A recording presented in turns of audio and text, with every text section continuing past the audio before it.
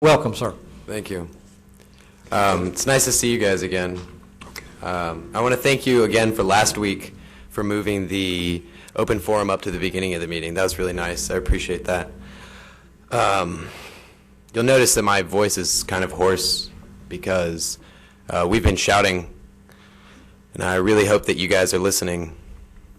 You guys are doing a really great job up here. I can definitely tell that business is going really well, as usual.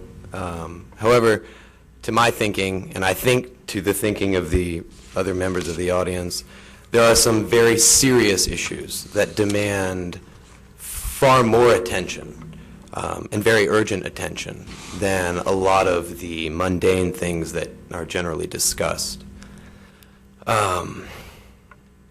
I think it's a very profound symptom of our times. I don't think that I'm being overly dramatic in saying that Officer Ard is an excellent case of police brutality or negligence on the job or whatever. The investigation is still pending, so I certainly wouldn't want to say anything definitive, but the fact that he's been returned to service, that he's been given his uniform back and that he's still on the streets is, to my thinking, and again, I think to the thinking of the majority of the people in the audience, a very serious problem.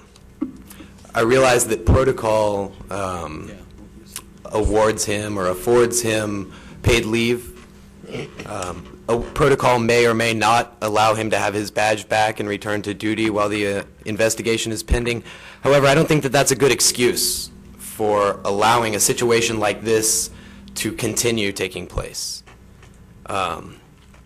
Protocol obviously isn't always a good thing. When you have a case of such obvious humanism, when a young boy is killed, whether it's in blatant negligence, whether it's murder, and there are definitely arguments for that, I think that it's stepping away from what usually takes place.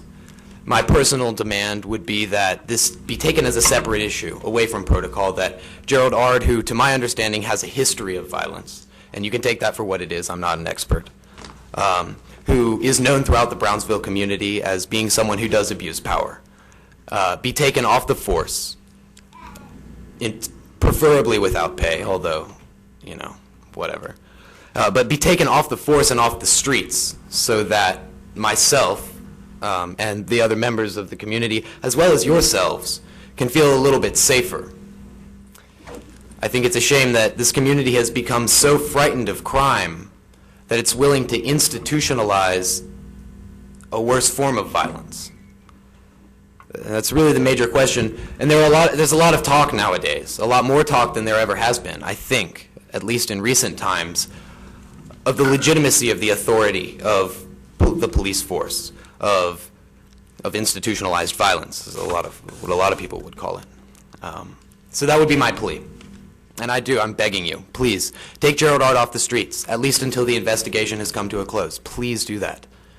We don't feel safe. I don't feel safe.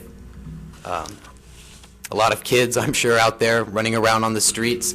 It's not illegal for me to be out there at 2:30 in the morning, at 1:30 in the morning. It's right out in front of my favorite venue, and I do feel scared. So please, please, I know you have the power to do it. If you don't have the power, take that power. Thank you.